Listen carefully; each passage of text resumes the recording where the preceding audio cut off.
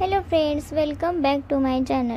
तर एरवी तुम्ही आळूच्या वड्या खूप खाल्ल्या असतील, तर मी तुम्हाला आज वेगळ्या प्रकारे वड्या बनवायला शिकवणार आहे। तर सगळ्यात आधी काय करायचं, आपल्याला आळू वडीचं मिश्रण तयार करायचं आहे। म्हणजे ते तुम्हाला माहीतच असेल, त्यामुळे मी काय दाखवणार नाही आहे। तर ते सगळं मिश्रण एकत्रित करून पालकाच्या मोठ्या मोठ्या पानांना व्यवस्थित लावून घ्यायचं आहे, जसं की आपण आळू वडीला लावतो त्या पद्धतीनं। सर्व मिश्रण लावून झाल्यावर चाळणीला तेल लावून त्यावर सगळ्या वड्या ठेवून द्यायच्या आहेत। नंतर त्या वाफवून घ्यायच्या आहेत आणि वाफवून झाल्यानंतर जरा थंड होऊ दिल्यानंतर तुम्ही बघू शकताय मी वड्या पलटलेल्या आहेत आणि पलटून व्यवस्थित त्या थंड करून घ्यायच्या आहेत। आणि थंड करून झाल्यानंतर तुम्ही हा डीप फ्राय देखील करू शकता, पण मी ह्याला शॅलो फ्राय करणार आहे।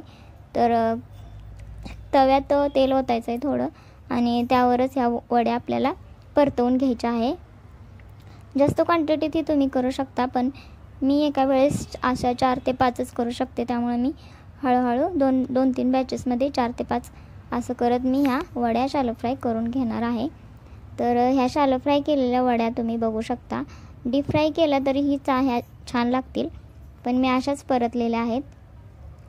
तर बघा तुम्ही किती छान ह्याला कलर आलाय परतल्यावर।